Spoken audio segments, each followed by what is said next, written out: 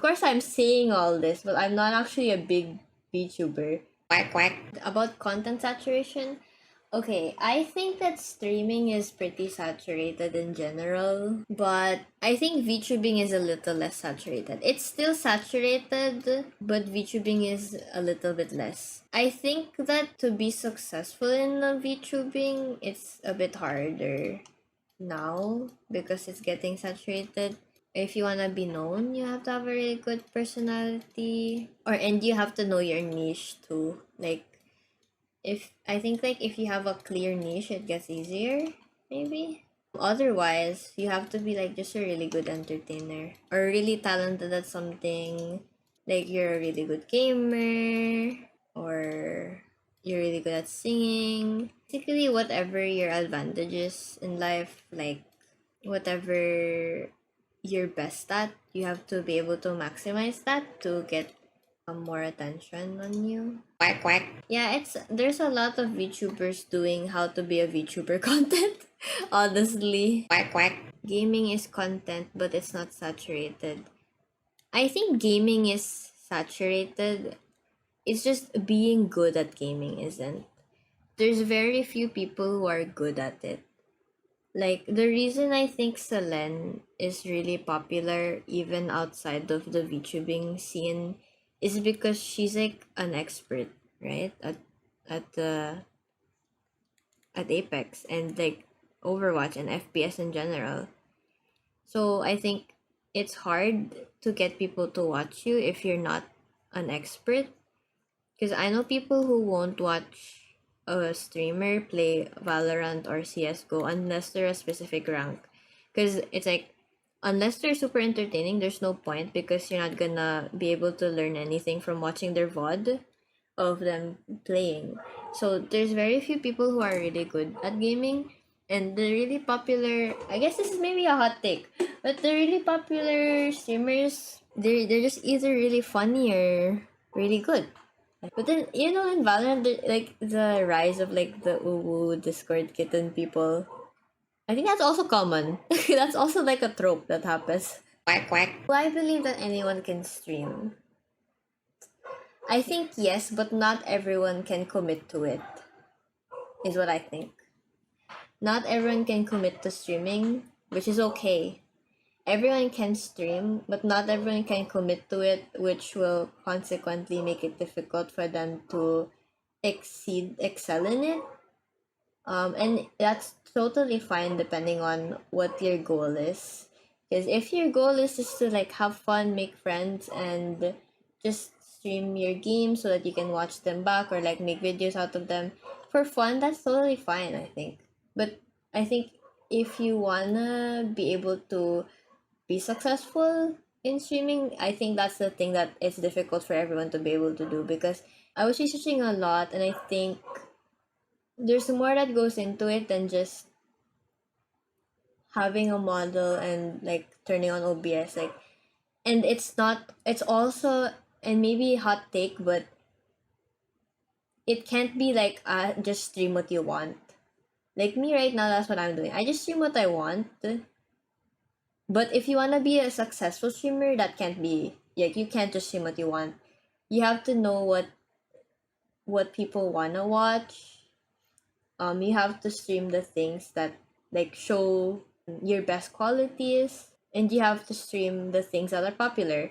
Like Suika game was really popular, so everyone was streaming that.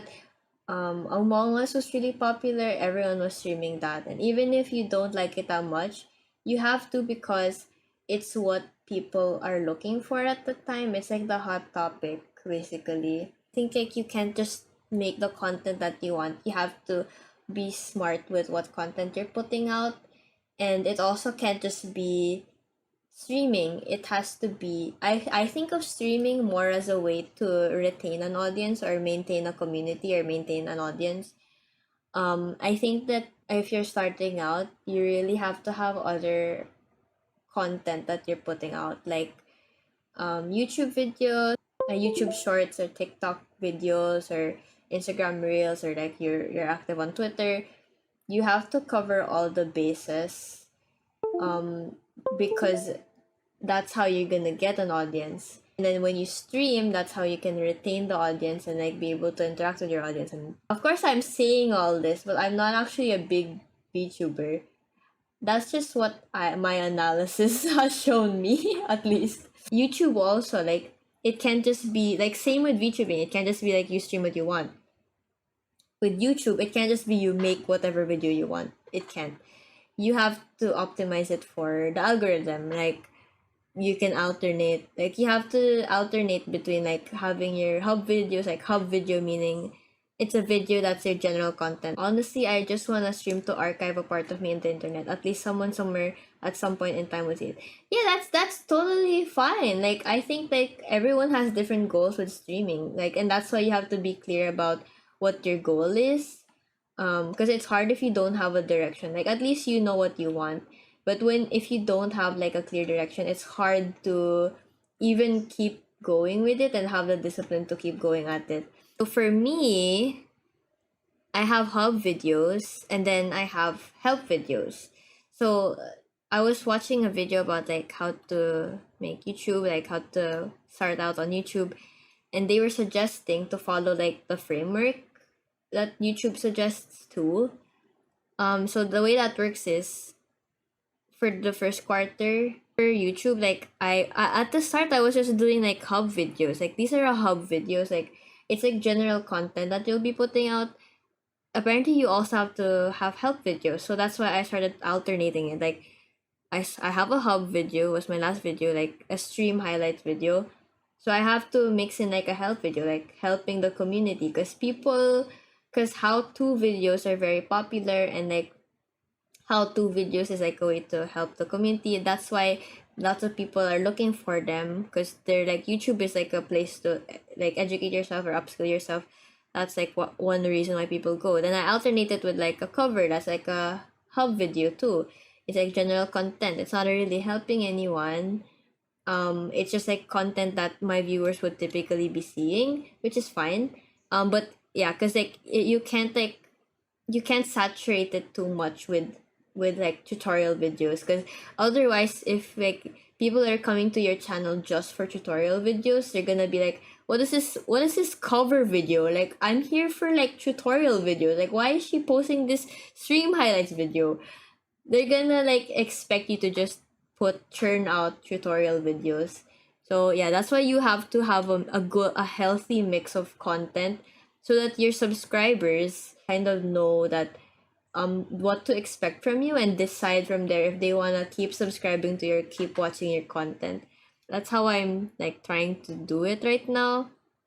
I'm not an expert, it's just like what I think based on like what I see too. Like, I'm experimenting, let's say. I'm experimenting with what works.